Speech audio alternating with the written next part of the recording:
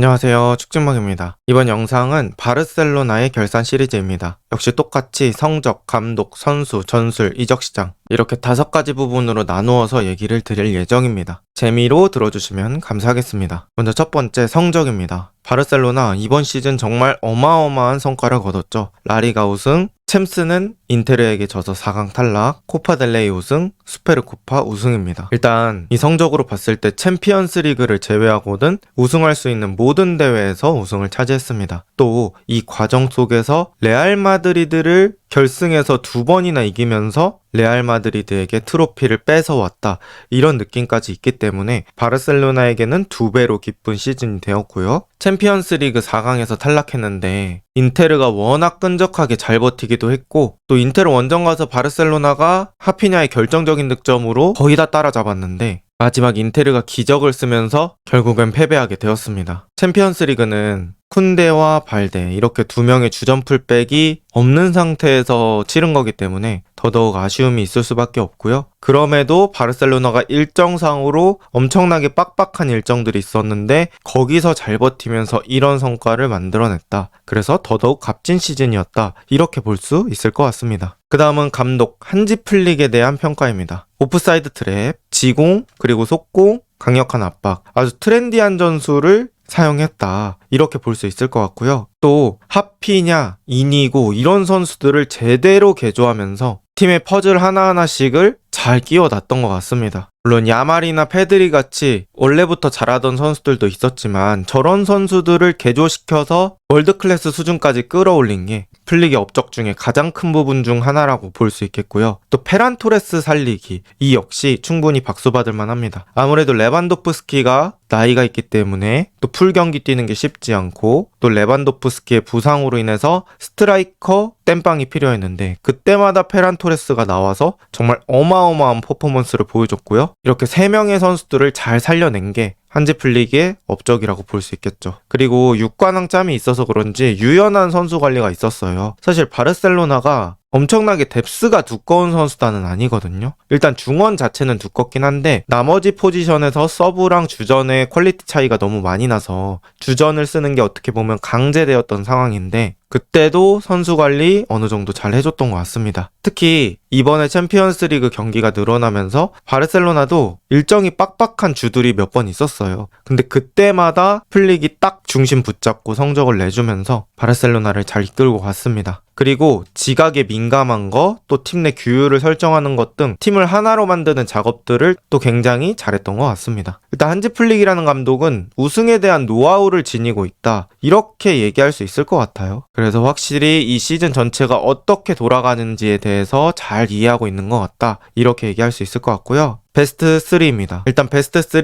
첫 번째 하피냐입니다. 하피냐는 챔스 득점왕, 도움왕, 그리고 시즌 공격 포인트 56개입니다. 그리고 지난 시즌과 대비해서도 아주 급격한 폭의 퍼포먼스 성장이 있었다, 이렇게 볼 수 있을 것 같아요. 그래서 레반도프스키에 의존하지 않고 하피냐란 선수도 마무리를 열심히 해주면서 바르셀로나의 불같은 공격력에 큰 도움을 줬다, 이렇게 볼 수 있을 것 같고요. 페드리, 팀 내 축구력의 중심입니다. 사실 페드리가 전체적인 게임에 디자인을 한다고 볼 수 있을 것 같아요. 엄청난 피지컬을 보유하고 있는 건 아니지만 이 순수 축구력으로 상대에게서 빠져나오고 또 전방 패스 하나하나가 되게 의미가 있다고 느꼈거든요. 퀄리티가 떨어지는 패스가 별로 없고 대충 하는 패스가 별로 없었습니다. 그래서 이 페드리라는 선수가 약간 2.5선 위치에서 상대를 괴롭혀줬기 때문에 상대들도 더 끌려 나오는 그런 효과도 있었던 것 같고요. 충분히 좋은 활약을 했다, 이렇게 볼 수 있을 것 같습니다. 그 다음 라민 야말입니다. 아주 강력한 개인 능력을 바탕으로 측면 붕괴의 핵심을 담당했습니다. 시즌 후반기에는 라민 야말이 거의 다 한다, 이런 얘기가 있을 정도로 야말이 후반기에 수비수들 끌어당겨 놓고 플레이메이킹 하는 거라든지 직접 뚫어서 슈팅하는 거라든지, 그리고 또 득점했던 골의 난이도들이 되게 높았어요. 그래서 야말, 이 10대 선수가 이제 앞으로 전 세계 축구사에 어떤 영향을 미칠지 또 기대가 되는 순간입니다. 그 외에 좋았던 선수 쿤데, 쿠바르시, 이니고, 레반, 발데, 슈체스니, 페란, 에릭입니다. 사실 바르셀로나는 팀원 전체가 리그 베스트급 활약을 한 선수가 되게 많았어요. 일단 쿤데는 세계적인 우풀백이 됐다, 이렇게 말할 수 있을 것 같고요. 쿠바르시도 주전 센터백으로 잘 활동해줬고, 이니고 이번 시즌 바르셀로나 수비 라인의 리더 역할을 잘 해줬습니다. 레반도프스키 여전히 클래스 보여줬고요. 발데도 이번 시즌 직선적인 돌파, 스피드 확실히 좋은 모습들이 많았습니다. 슈체스니는 집에 있다가 잡혀온 것 치고는 이 몸이 잘 유지되어 있던 것 같고, 또 와서도 엄청난 기여를 많이 했던 것 같습니다. 그리고 슈퍼 서브 2명, 페란과 에릭 가르시아 얘기 안 할 수 없겠죠. 페란 토레스는 공격적인 기여들 되게 많이 해줬고, 에릭 가르시아는 미드필더, 센터백, 오른쪽 풀백 정말 여러 가지 포지션에서 좋은 역할을 해줬습니다. 그 다음은 워스트 3입니다. 주급, 기대치 지난 시즌 대비해서 짜봤고요. 바르셀로나는 이번 시즌 팀 자체가 좋았기 때문에 워스트 뽑는 거 그렇게 쉽지 않았습니다. 그럼에도 한번 뽑아봤는데요. 제가 생각하는 워스트 첫 번째는 마르틴입니다. 마르틴은 서브라는 걸 감안하고 또 열심히 뛴다는 걸 감안하더라도 퍼포먼스 자체는 되게 아쉬웠다고 볼 수 있어요. 일단은 저는 기본기 측면에서 좀 아쉽다고 느꼈는데요. 이 마르틴의 터치 자체가 제대로 이루어지지 않는 그런 상황들이 많아서 다음 플레이에서 꼬였던 그런 날들이 많았던 것 같습니다. 그리고 발도 느려서 수비 커버하는데도 아쉬웠고요. 그 다음은 가비입니다. 가비는 부상 복귀하고도 일반적인 퍼포먼스라고 적었는데요. 원래 가비가 받았던 기대감, 그리고 가비가 보여줬던 퍼포먼스에 비해서는 너무 일반적인 그런 선수 같은 느낌이 들었습니다. 장기 부상 후 복귀했던 시즌이긴 하지만 전반적으로 가비가 누군지는 보여주지 못했던 시즌이다, 이렇게 얘기할 수 있을 것 같고요. 아라우오는 그냥 전술에 맞지 않는 것 같아요. 이번 시즌 교체로 나왔을 때는 저는 아라우오가 엄청 못했다라고 표현할 수는 없을 것 같거든요. 그래도 뭐 자기가 할 수 있는 건 어느 정도 해줬다고 생각을 하는데, 중요한 건 한지 플릭식 전술에 맞지 않는다는 거죠. 그리고 지난 시즌에 비해서 출전 시간 확 줄어들면서 주전에서 밀린 그런 시즌이 되었다. 그래서 지난 시즌에 바르셀로나 내에서의 입지와 이번 시즌 입지가 달라져서 워스트로 뽑았다, 이렇게 보시면 될 것 같고요. 크리스텐센, 안수파티, 테어슈테겐 이 선수들은 평가 불가라고 볼 수 있겠습니다. 아무래도 크리스텐센, 테어슈테겐은 부상으로 많은 기간 뛰지 못했고요. 안수파티 바르셀로나 돌아왔지만 자리도 없고 나왔을 때 퍼포먼스도 옛날 같지 않았습니다. 그 다음 전술 평가입니다. 첫 번째, 오프사이드 트랩 얘기 안 할 수 없을 것 같아요. 득과 실이 확실했던 오프사이드 트랩 이렇게 적었는데요. 일단 바르셀로나가 오프사이드 트랩 사용하면서 좁은 공간으로 이득 보는 건 되게 잘했었던 것 같아요. 상대에게 공간을 극한으로 제한하면서 공간을 이기적으로 사용했고 거기서 압박으로 잘 뺏어냈던 것 같습니다. 하지만 단점 내지 리스크도 존재했죠. 아무래도 서브가 그 오프사이드 트랩 전술을 수행할 때는 전술적으로 주전들과 호흡이 잘 맞을 수 없잖아요. 그래서 마르틴이나 포트 이런 선수들이 오프사이드 트랩을 맞출 때는 잘 수행이 안 됐을 때도 있는 것 같습니다. 그리고 시즌 막판에 체력이 떨어지면서 누적된 피로들이 생기면서 오프사이드 트랩이 일자로 맞지 않을 때가 있었고 거기서 상대에게 기회를 허용했던 그런 장면들도 상당히 많고요. 상대팀 공격수 수준이 올라가면 바르셀로나가 이 정도 승점을 획득 못했을 수도 있겠다라는 생각을 했어요. 바르셀로나가 이글레시아스나 음바페 같은 선수한테 오프사이드 트랩으로 고생을 많이 했었잖아요. 그리고 바르셀로나가 중위권이나 하위권 팀들한테도 오프사이드 트랩이 뚫려서 기회를 제공할 때가 꽤 있었단 말이죠. 문제는 그들이 득점을 못했다는 건데 만약에 공격수 수준이 올라가서 그런 것도 득점으로 이어진다. 그럼 바르셀로나는 또 이 정도 승점을 누적을 못했을 거기 때문에 조금은 개선이 필요한, 정비가 필요한 부분이다, 이렇게 볼 수 있을 것 같고요. 지공 베이스 팀인데 속공이 강력했던 게 무서웠던 것 같습니다. 바르셀로나가 기본적으로 패스 축구를 하면서 상대를 눌러놓고 뚫어내려고 하는 그런 걸 플랜 A로 가진 팀인데 속공, 레반도프스키, 하피냐, 야말, 올모, 페르민 이 정도의 선수들로 자리를 계속 바꿔가면서 유기적인 속공을 했던 게 또 바르셀로나 플랜 A를 더 강력하게 만드는 그런 재료가 되지 않았나 싶고요.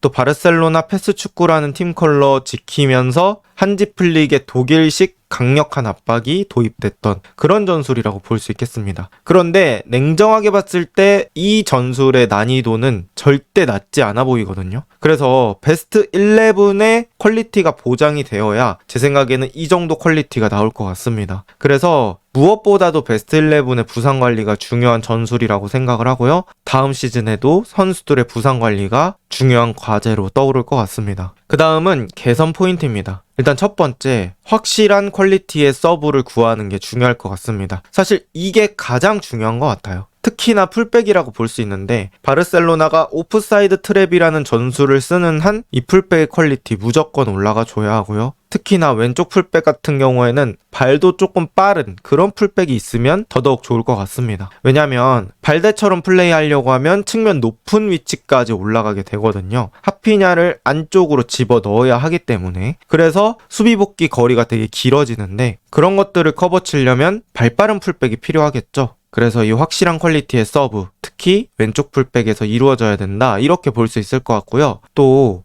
야말, 하피냐, 레반도프스키의 관리가 필요하기 때문이라고도 볼 수 있습니다. 이번 시즌에 하피냐, 페드리, 야말 이렇게 각각 1, 2, 3위를 했거든요. 출전 시간이. 그것처럼 야말, 하피냐는 어떻게 보면 외줄타기를 한 것과 같았어요. 그래서 이 선수들의 출전 시간 관리가 조금 될 수 있게 퀄리티 있는 서브들이 필요할 것 같고요. 레반도프스키 진짜로 몇 시즌 이런 말 듣긴 하지만 이제는 기량이 떨어져도 이해가 가는 나이입니다. 그래서 이 레반도프스키의 장기적인 대체자도 고려를 해봐야 될 것 같고, 레반도프스키 역시 관리를 하면서 잘 써줘야 될 것 같습니다. 그리고 아까 말씀드렸던 것처럼 오프사이드 트랩의 완성도를 높여야 합니다. 이제 다음 시즌 바르셀로나 플랜 A는 또 상대팀에 의해서 많이 분석이 될 겁니다. 지금 나와 있는 자료들도 많고 바르셀로나가 무너졌던 그런 경기들, 그런 케이스들도 많기 때문에 그때를 공부해서 어떻게 했을 때 바르셀로나가 오프사이드 트랩 잘 뚫렸지, 이런 것들을 연구할 거잖아요. 그래서 상대팀이 분석하는 만큼 바르셀로나도 이 오프사이드 트랩의 완성도를 높여야 합니다. 또 무조건 쓰지 말고 효과적일 때를 잘 골라내는 게 중요하겠죠. 그리고 선수단 정리하기. 바르셀로나가 올모라든지 또 다른 선수들 등록하는데 좀 애를 먹었었잖아요. 그래서 이 셀러리 캡이라는 제도를 잘 맞추기 위해서는 선수단 정리도 화끈하게 필요할 것 같습니다. 주요 인아웃입니다. 이적 시장에서 올모를 868억에 데려왔고요. 파우 빅토르인데 빅토리라고 잘못 썼네요. 죄송합니다. 파우 빅토르 42억. 그리고 슈체스니는 은퇴해서 집에 누워있는데 잡아왔습니다. 올모는 유로에서의 활약을 바탕으로 바르셀로나와의 이적설이 급물살을 타면서 바르셀로나가 데려왔고, 결과적으로는 올모가 완전히 풀시즌을 소화하진 못했지만 그래도 활약의 순도가 좋았던 것 같아요. 그래서 특별한 일이 있지 않는 한 다음 시즌에도 올모가 주전 자리를 차지하지 않을까 싶고요. 파우 빅토르는 사실 많이 나오는 그런 기회를 잡기 힘들었다. 저는 프리시즌에서는 나쁘지 않게 봤었는데요. 지금 워낙 또 견고하다 보니까 출전 시간을 많이 부여받을 수 없었던 것 같습니다. 슈체스니 왜 이렇게 잘하죠? 집에서 데려왔는데 집에서 혼자 이미지 트레이닝을 많이 했던 건지 정말 대단하다고 볼 수 있겠습니다. 아주 좋았던 판단이었습니다. 그 다음에 귄도안이 FA로 나갔습니다. 지난 시즌 바르셀로나 리그에서 가장 많은 출전 시간을 기록했던 귄도안이 결국엔 열심히 활약하고 맨시티로 떠나게 되었고요. 빅토르 후키, 바르셀로나에서는 적응을 못하면서 402억에 파우메이라스로 다시 향하게 되었습니다. 미카엘 파에 바르셀로나 B팀에서 괴물 왼발 수비수라고 불렸던 선수인데요. 스타드 렌으로 향했고요. 줄리안 아라우오, 마르크 기우 이렇게 자잘하게 매각을 했습니다. 이적 시장을 사실 플러스 마이너스로 얘기하기보다는 이번 시즌 그냥 선수 등록 절차에서 고생을 되게 많이 했잖아요. 그래서 냉정하게 보드진이 이 스쿼드 관리는 잘했다고 볼 수는 없을 것 같습니다. 라마시아라는 존재가 바르셀로나에게 큰 힘이 되어줬기 때문인데, 그렇지 않았을 경우에는 사실 보드진은 그렇게 좋은 평가를 받지는 못할 것 같습니다. 시즌 총평입니다. 플릭이라는 새로운 감독 아래 강력함을 보여줬던 시즌이라고 볼 수 있고요. 또 경기력이나 바르셀로나가 보여줬던 퍼포먼스로 따졌을 때는 유럽 전체 강력함 탑3 이내라고 봐도 무방할 것 같습니다. 그리고 또 트렌디한 전술, 게다가 베스트 11의 퀄리티가 아주 좋았습니다. 선수와 감독 모두 다 자신의 역할을 해줬던 시즌이라고 볼 수 있고, 이건 좀 조심스럽긴 한데 리오넬 메시가 바르셀로나 나가고 나서 바르셀로나의 최고의 시즌이 아니었나 라고 생각을 하고요. 다음 시즌도 바르셀로나의 강함을 기대해 보도록 하겠습니다. 이번 영상은 여기까지입니다. 좋은 하루 보내세요.